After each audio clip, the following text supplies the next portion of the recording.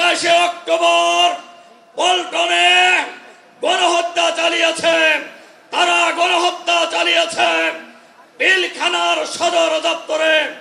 দেশপ্রেমিক সেনা কর্মকর্তাদেরকে হত্যা করার মধ্য দিয়ে তারা গণহত্যা চালিয়েছে শাপলা চত্বরে।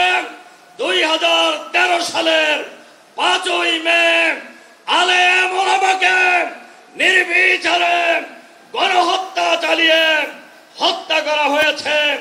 তারা হত্যা করেছেন জামায়াত ইসলামীর আমির শহীদ আমিরে জামাত মাওলানা মতিউর রহমান নিজামী সহ জুডিশিয়াল গণহত্যার মধ্য দিয়ে জামাত নিশ্চিহ্ন করার জন্য তারা আমাদের নেতৃবৃন্দকে হত্যা করেছে।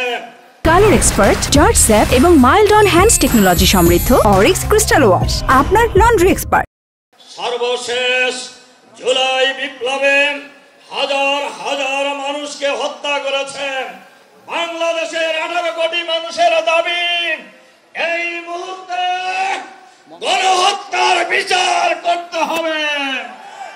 বিচারের নামে কোন তামাশা বাংলাদেশের জনগণ মেনে নেবে না। এখন পর্যন্ত 1 বছর চলে গিয়েছে, কোন বিচারই দৃশ্যমান হয় নাই। নির্বাচনের পূর্বেই বিচার কার্য শেষ করতে হবে। শুধু গুটি কয়েক লোকের বিচার করলেই হবে না।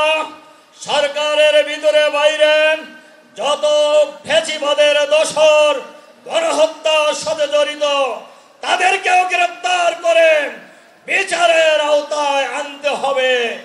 আমরা বাংলাদেশে ফ্যাসিবাদের কোন লম্ব জম্ব আর এক মুহূর্ত দেখতে চাই না। বাংলাদেশে কোন ফ্যাসিবাদী শাসন ফিরে আসতে দেওয়া হবে না। বাংলাদেশে কোন নতুন ফ্যাসিবাদ বাংলাদেশের মাটিতে আমরা প্রতিষ্ঠিত হতে দেব না।